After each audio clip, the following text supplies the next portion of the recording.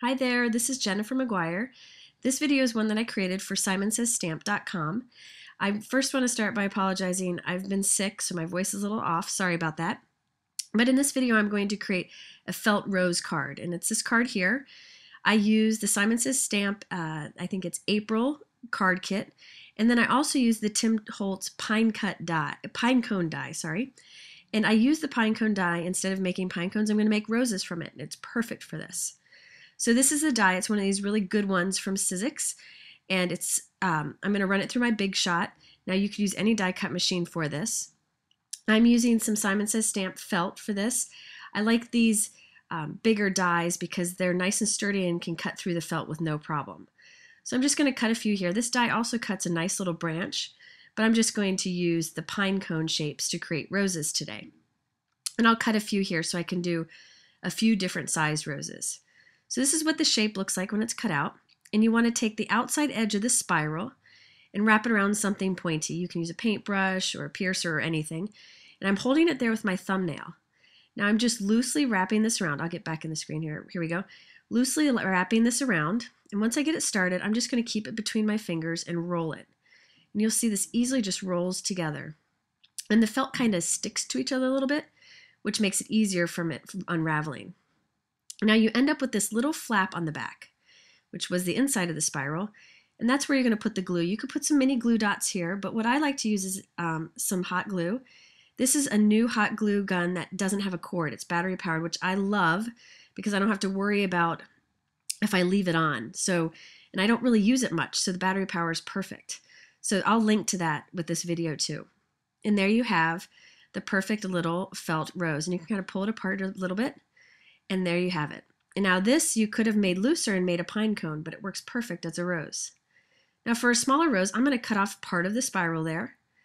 And so I have less wraps to go around, and I end up with a smaller rose. So again, I'm holding this here with my thumbnail just to get started. And I'll wrap it a few times. I'm not wrapping them really tight, just kind of loose. That way they'll flatten a little bit more when I put them in the envelope. And then I'll keep going here, and then I end up with that little flap at the end. And I'll squirt some hot glue right into there. And here's that cordless glue gun again. It's got the little light on there, which I like too. Just need a little bit of hot glue and then put that flap down and just kind of flatten a little bit. And there you have a smaller size rose. Now, when I put this card in the mail, I use a padded envelope just to make sure it goes through okay. Now for this one, I'm going to cut off even more of the spiral, and I'm just using this little outside part. So I'm going to wrap this around because I want kind of like a little bud, but not much of a rose. Now when I did this, I found that my bud is really tall because, I'm not going to form it into a flower. It kind of stands tall. So instead of keeping it as is, I'm going to cut away some of the felt here so that when I wrap it around, it ends up sitting flatter. So it's not as tall of a bud. So just going to cut some of this away, and then I'll wrap it around again. Now again, you could use mini glue dots to finish these off, but I like that the hot glue stays, lets you move it around a little bit until it cools, and then once it cools, it stays nice and tight, and you don't have to worry about it unraveling. And there you go, a little bit of a flatter bud to go with the two bigger roses. And just a touch of hot glue is all you need. Now I'm going to take this, and you can see there was some hot glue sticking out, and I'm just going to stick it right here to my craft sheet, my favorite work surface, and it'll dry and pop right off. So there's a closer look at what those felt roses look like when you're finished. They really work well. That pinecone die is perfect for it. Next, I wanted to show you how I created this long panel of acetate there. That chevron pattern in the background, that's white. That is actually clear with just white print on it, and you can see right through it. And it's really fun to put a panel of this on a card, and this is how I did it. I started with the Hero Arts white note card. And by the way, this is my favorite trimmer, the Fiskars trimmer with the little wire edge, and they now make it in a smaller size. That's perfect for card making. That's what this one is. I've been reaching for it a lot, and I like that it's just less bulky. And I'll link to that with the video also. So I have this window that I want to make with the acetate, so I'm just going to cut some out of the front of my note card. So I'm just cutting this little section out, and I'm going to keep this little strip that will be on the edge of the card. And so I'm going to get rid of this big strip, and I'll replace that with the acetate. So let me show you how that will go together. That little opening there will be where the acetate is. So on the inside of the card, I'm just going to run some adhesive right down the edge and adhere my acetate piece here. This acetate, by the way, is printed with the white, and it's from the April card kit from Simon Says Stamp.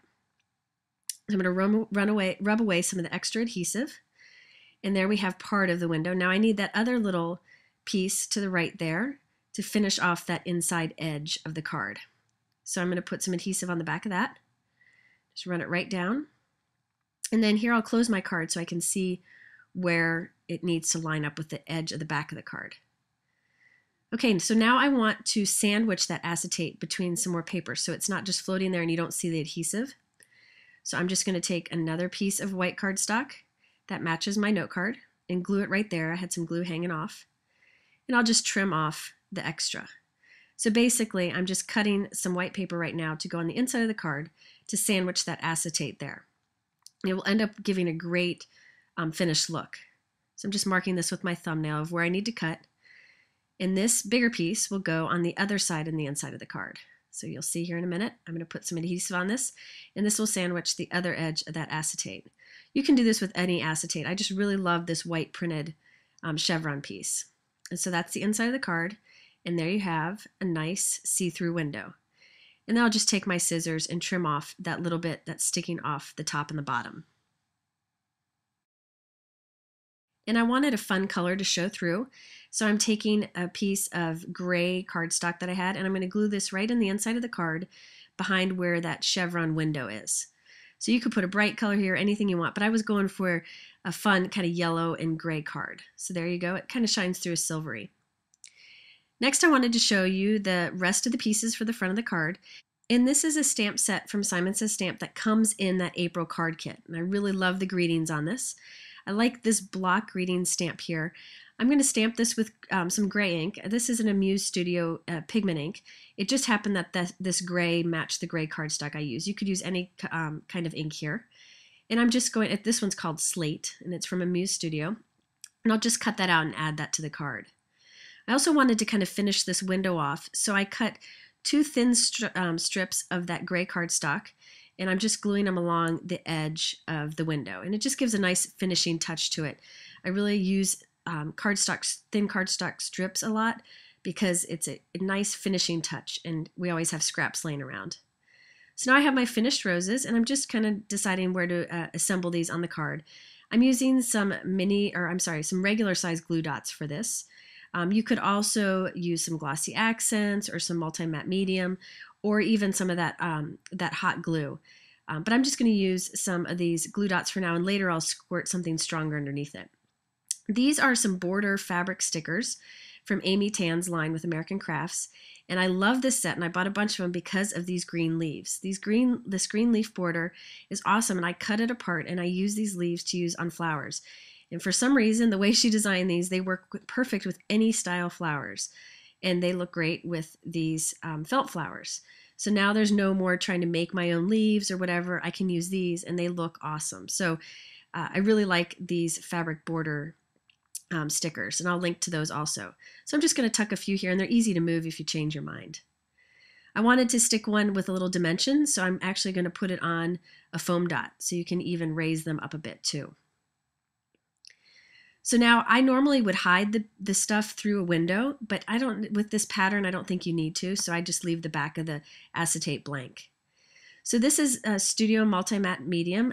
This is from Claudine Helmuth and Ranger, and this dries and holds anything in place. I'll squirt some of this under those felt roses so that they don't shift when I mail it. And I'm also going to use them to adhere these pearls to the center of these felt roses. Now they probably would hold okay on their own, but I wanted to make sure that they didn't shift and kind of end up somewhere else on my card. So I'm just going to take the pearl and dip it in a little bit of that matte multi-medium, and then it'll end up drying and staying secure. And the reason I use the matte is because it won't leave a shiny edge around it. You could also use glossy accents for this if that's what you have on hand. So I'm just going to add a few pearls here and there on the card and finish it off with the corner rounding. So there you have it, a fun way to turn your pinecone die into a rose die. If you have any questions, please visit my blog at jennifermcguireinc.com. Thanks for watching.